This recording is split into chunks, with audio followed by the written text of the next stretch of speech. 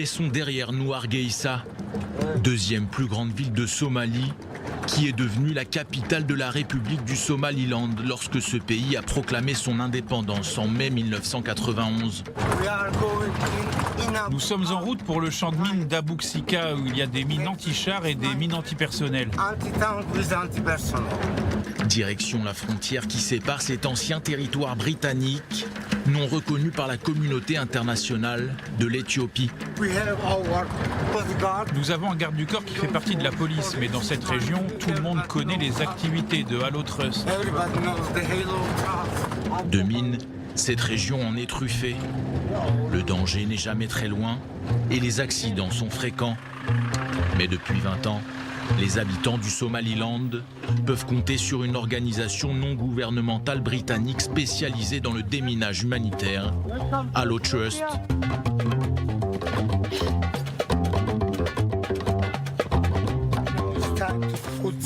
Maintenant, c'est le moment de s'équiper de nos protections. Lâcha Blouachvili, les mines, il a appris à les apprivoiser. Bientôt 13 ans que cet humanitaire travaille pour cette ONG. D'abord en Géorgie, au moment du conflit qui a opposé son pays d'origine à la Russie à l'été 2008. Ensuite, j'ai été envoyé en Cisjordanie pendant 6 ans et là, ça fait quelques mois que je suis basé au Somaliland en tant que responsable technique.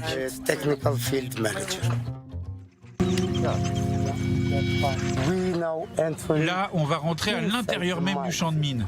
Dans ce genre d'endroit, mieux vaut faire attention où on met les pieds. Bien heureusement, des marquages au sol aident à se repérer. Le côté blanc a été déminé, le côté rouge ne l'a pas été.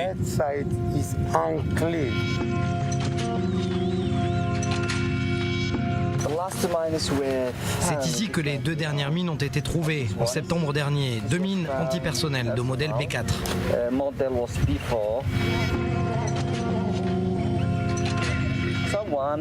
Cette pierre noire nous informe qu'ici, un civil a eu un accident mortel.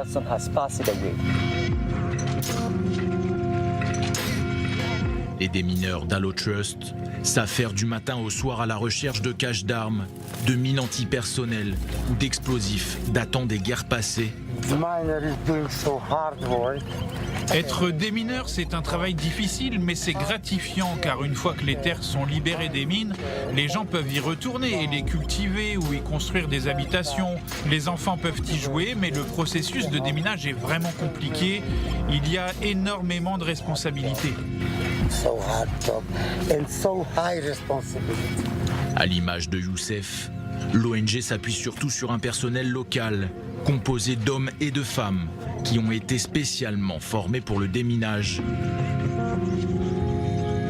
Les démineurs, équipés notamment de détecteurs. Si tu respectes toutes les consignes de sécurité, il n'y a pas de problème, donc ça ne me fait pas peur. Si c'est une mine antipersonnelle, nous sommes suffisamment protégés en cas de problème. Mais si c'est une mine anti-char, ça pourrait être notre fin. Déjà 17 ans que ce démineur aide à réduire le danger que les mines posent à la population civile de son pays.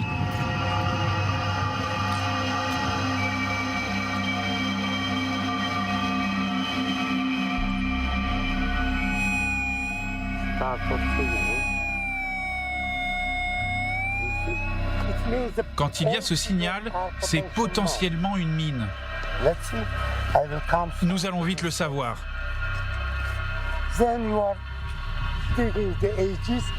Il faut creuser comme ça pour être sûr qu'il y a une mine. Il faut ensuite appeler le responsable du site qui va devoir confirmer qu'il y a danger et qui va avertir le superviseur avant de la détruire.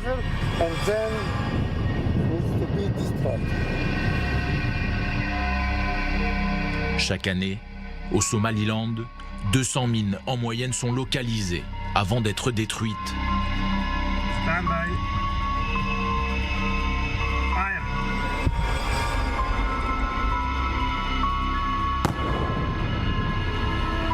Bon, c'est vraiment un travail de fourmi, hein, d'être démineur. C'est extrêmement difficile, il fait un soleil de plomb. C'est très très sec. Chercher les mines, les repérer avec le détecteur, trouver un signal, puis creuser. C'est vraiment pas évident.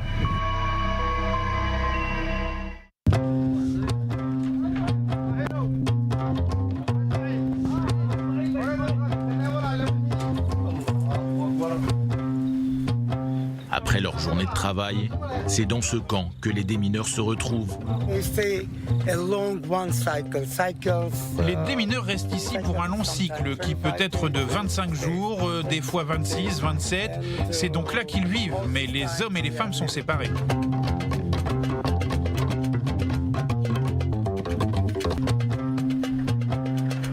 Des campements comme celui-là, mis en place par Allotrust, il y en a 6 dispersés dans toute la région.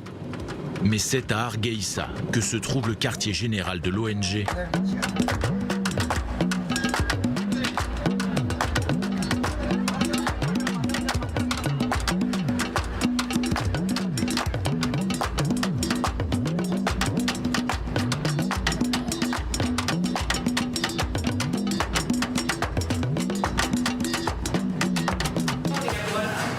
Bonjour tout le monde.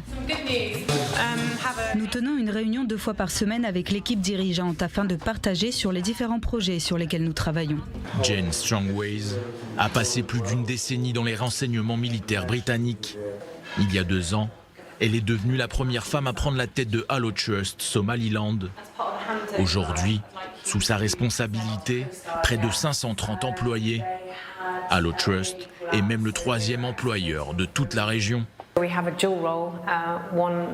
Nous avons 2 tâches principales. La première est évidemment de déminer et la seconde est de créer de l'emploi principalement dans des régions très pauvres. Il y a eu beaucoup de conflits dans lesquels le Somaliland a été impliqué, principalement dans les années 70 et 80, d'abord avec l'Éthiopie, puis il y a eu une guerre civile et des tensions violentes entre différents clans. Beaucoup de mines ont été posées. Il y a quelques mois, un bus scolaire qui traversait la frontière entre le Somaliland et l'Éthiopie a roulé sur une mine anti-char, faisant des morts et des blessés. Nous envoyons en priorité nos équipes dans ces zones où des accidents ont eu lieu.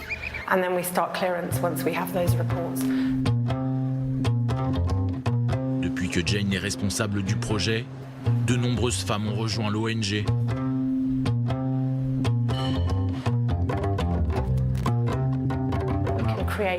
Être démineur est considéré dans cette région comme un travail d'homme, mais il n'y a aucune raison pour qu'une femme ne puisse pas faire ce travail aussi bien qu'un homme. Au Somaliland, où la charia prévaut, l'immense majorité de la population est musulmane. Pour Jane, comme pour les autres femmes expatriées travaillant pour Allotrust, pas question de sortir à l'extérieur du QG sans une tenue appropriée. Pas question non plus de sortir sans être accompagné par un garde du corps.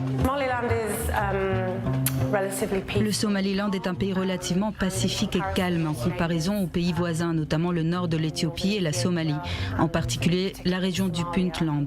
Ici, nous avons une liberté de mouvement, même si nous vivons en quelque sorte de façon confinée ici, dans notre quartier général. Le quartier général d'Allotrust a été plusieurs fois la cible d'attaques.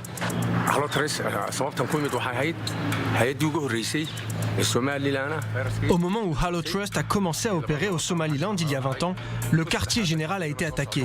C'est à partir de là qu'il a été décidé de les protéger 24 heures sur 24, 7 jours sur 7, car des attaques sont toujours possibles.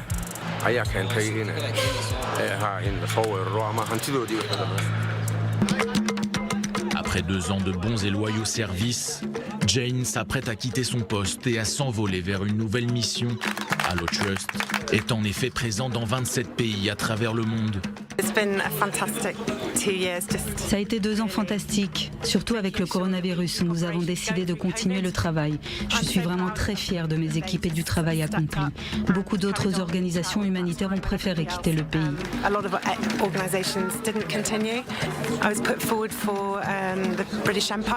J'ai été sollicitée pour recevoir la médaille de l'Empire britannique, un honneur que me fait la reine d'Angleterre.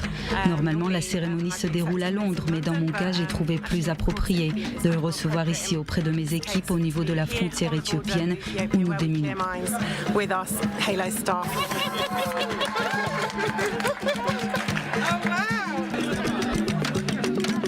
La mission de Hallo Trust au Somaliland, elle, n'est pas encore terminée. Il faudra encore plusieurs années de déminage pour que le petit pays de la Corne de l'Afrique soit complètement libéré de ses mines